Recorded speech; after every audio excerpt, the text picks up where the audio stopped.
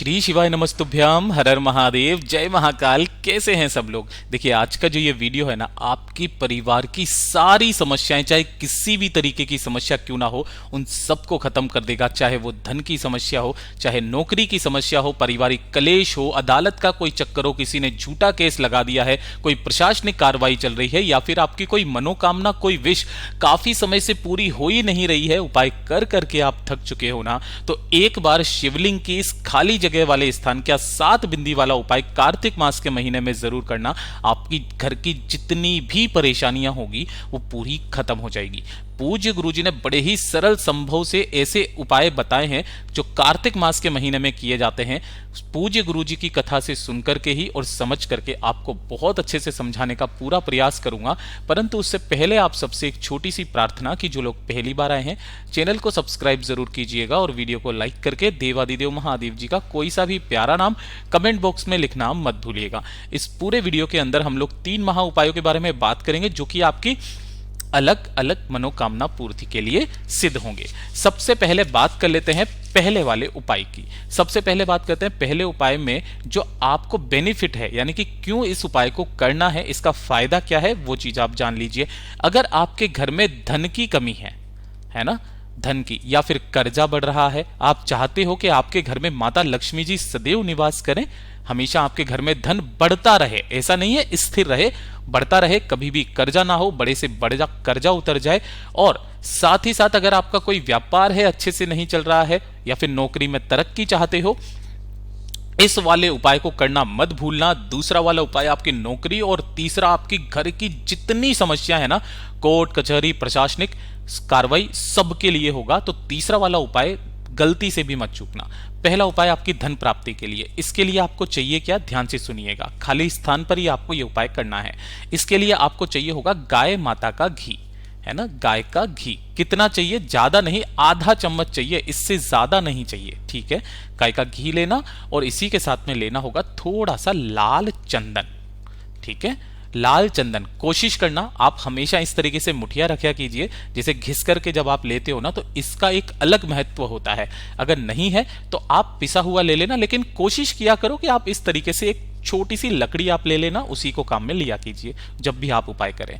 इसी के साथ में आपको एक दीपक तैयार करना है। दीपक के अंदर लगानी है गोल बाती, और इसके अंदर भरोगे क्या, गौ माता का घी, ठीक है। केवल 3 चीजें। 1 लोटा शुद्ध जल तो आपको चाहिए ही चाहिए, देवादिदेव महादेव जी को समर्पित करने के लिए। कहां से, अपने घर से, ठीक है।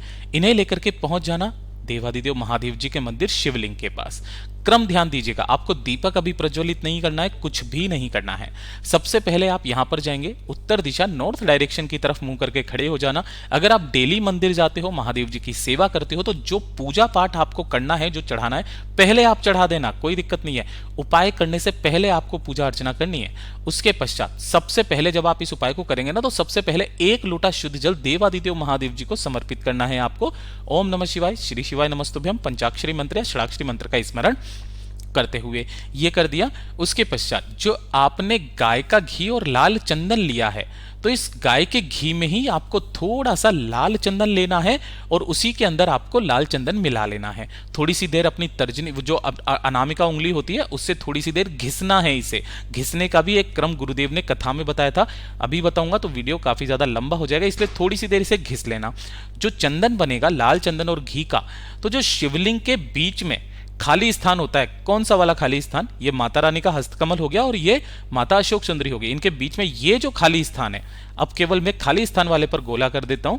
ये वाला जो खाली स्थान है, इस खाली स्थान पर आपको 5 बिंदियां, 5 या फिर 7 अपनी कामना कह करके, ये चीज ध्यान में रखना, आपको 5 या फिर 7 बिंदियां इस जगह पर आपको लगानी है। 1 2 3 4 5 6 7, कुछ इस तरीके से 7 बिंदियां लगाना। उसके पश्चात अपनी मनोकामना कह करके, अपना नाम और गोत्र बोल करके, धन की जो भी कामना है, जो भी समस्या है, उसे कह करके महादेव जी से विनती करना। और विनती करने के पश्चात जब आप मंदिर से बाहर की तरफ आएंगे ना, तो उपाय करने के बाद जब आप बाहर निकलेंगे, वापस पलट करके जब आप महादेव जी को देखेंगे चौखट से, तो इस चौखट पर आपको इस साइड में जो दीपक लेकर के आए हो गोल बत्ती का, गाय के घी का, उसे यहां पर प्रज्वलित करना है और इसके नीचे आसन जरूर लगा देना है। पूज्य गुरुजी ने कहा कि जो भी व्यक्ति खाली स्थान पर गाय का घी और लाल चंदन को मिला करके उस खाली स्थान पर 7 बिंदियां बना करके शिवालय की चौखट पर एक दीप लगा करके चला जाता है ना, देव आदिदेव महादेव जी उसकी कामना कार्तिक मास में ही पूरा कर देता है, फिर उसे धन संपदा की कभी भी कमी नहीं रहती है। पूज्य गुरु जी का बहुत अद्भुत और अचूक उपाय है, जरूर कीजिएगा। बात कर लेते हैं दूसरे वाले उपाय की। ये जो दूसरा वाला उपाय है किन लोगों को करना है, ये चीज ध्यान से सुनना।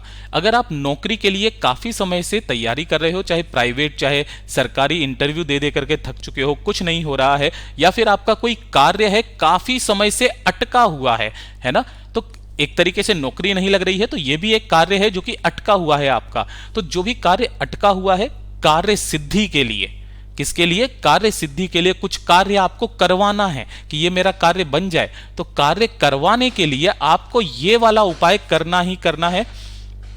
किस दिन किस समय करना है उस चीज का हमेशा ध्यान में रखिएगा, ठीक है ना। तो आपको इस चीज के लिए उपाय करना है। इसके लिए आपको चाहिए होगा थोड़ा सा पीला चंदन। पीला चंदन नहीं मिलता है, आप थोड़ा सा अष्टगंध ले लेना, कोई दिक्कत नहीं है। और इसी के साथ में आपको चाहिए होगा थोड़ा सा लाल चंदन, ठीक है। ये दोनों चंदन आपको चुटकी चुटकी भर चाहिए, इससे ज्यादा आपको नहीं चाहिए। इसी के साथ में चाहिए होगी 5 बेलपत्र, जो कहीं से भी खंडित, कहीं से भी टूटी फूटी ना रहे। ये चीज ध्यान में रख लेना। पूज्य गुरु जी ने इस वाले उपाय को जो श्री गोपेश्वर गोपी शिव महापुराण कथा चल रही थी मथुरा के अंदर, उसके अंदर बताया था। ध्यान से सुनना। लाल चंदन, पीला चंदन, 5 बेलपत्र नहीं मिलती है तो आप शिवलिंग से उठा लेना, ठीक है। और 1 लोटा शुद्ध जल लेकर के पहुंच जाना देवादिदेव महादेव जी के मंदिर शिवलिंग के पास। जो लोटे में जल भरोगे अपने घर का लेना, उत्तर दिशा नॉर्थ डायरेक्शन की तरफ मुंह करके खड़े हो जाना। सबसे पहले आपको 1 लोटा शुद्ध जल देवादिदेव महादेव जी को समर्पित करना है। ओम नमः शिवाय, श्री शिवाय नमस्तुभ्यम का स्मरण करते हुए उसके पश्चात आपको पूरी की पूरी शिवलिंग को अच्छे से साफ कर देना है, मतलब कि हाथों से पोंछ देना है। पोंछ देने के पश्चात सबसे पहले आपको लाल चंदन लेना है ना।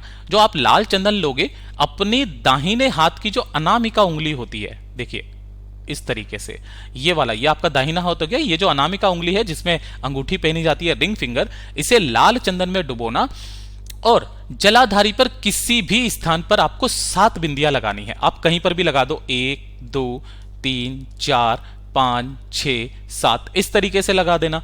लाल चंदन की तो 7 बिंदियां और पीले चंदन की 5 बिंदियां आपको लगानी है। लेकिन पीले चंदन की 5 बिंदियां किस जगह पर लगाओगे? माता अशोक सुंदरी के स्थान पर, उसी वाली उंगली से इस तरीके से पीले चंदन की 5 बिंदियां माता अशोक सुंदरी पर आपको लगा देनी है।